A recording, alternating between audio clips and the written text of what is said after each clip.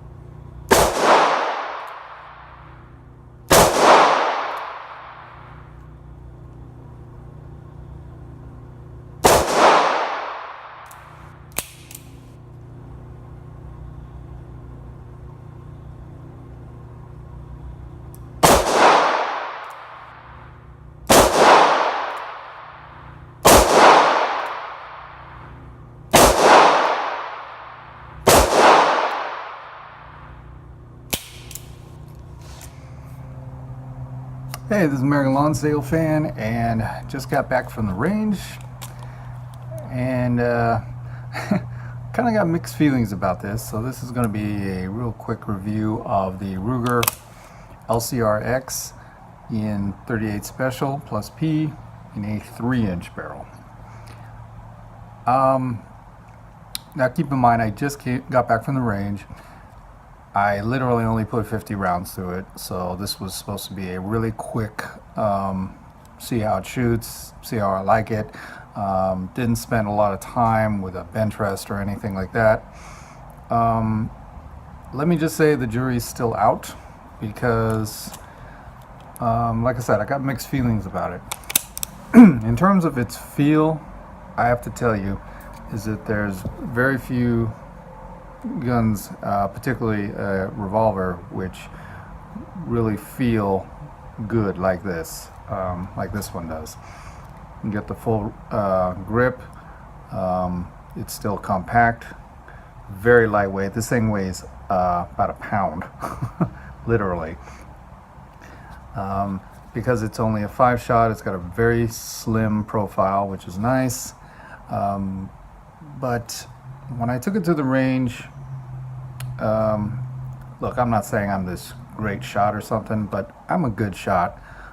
This is one gun that I kind of had difficulty with, and I couldn't quite discover why. I did adjust the sights because the sights were usually, as they do, they come from the factory, and they're the rear sight is all the way down, flush with the rest of the frame.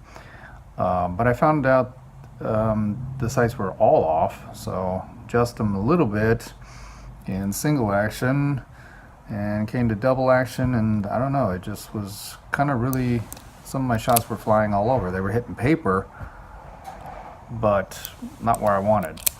My only guess would be is that I think sometimes when I'm pressing the double action trigger, it just kind of, there's not much weight to it, so you almost feel like it's drifting. Not jerking, but just drifting.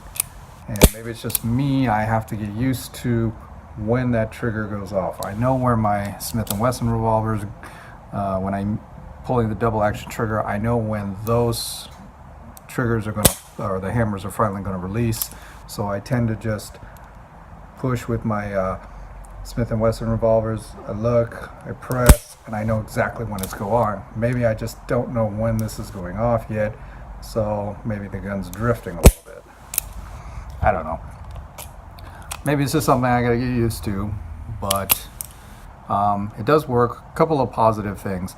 Despite the lightweight, and this sucker is really light. Despite the lightweight, I never at any time felt that my hand was going to stiffen up from the recoil, or that I was going to get recoil sensitive, because it just, despite the weight, the recoil is not bad at all, and it probably has to do a lot with the grips. You notice the shape of the grips is almost like a Ruger Beasley type, where instead of it being angled, it's almost completely flush. A lot of meat for the webbing of your hand, and when the gun goes off, it tends to go back first and then lift up just a little bit, but nothing major. I was able to control it without a problem. So I guess maybe I have to think of this as almost like a snub-nose revolver, where it's up close and personal. Maybe it's a little misleading. This 3-inch barrel almost makes you feel like this should be a full-size K-frame Smith & Wesson revolver. It's not. It's a pretty small package. It just happens to be slightly larger than the typical Ruger LCRs. So maybe I was expecting that out of this gun. I don't know. Maybe it just has to be one of those up close and personal ones that you can still control, and yet you can also still handle the recoil, particularly with plus Ps or so. So I don't know. The jury's still out. Like I said, I only put 50 rounds through it. I think it does take some getting used to, but we'll see. Anyway, it's American Lawn Sale Fan, and until next video, take care. God bless you and those you love.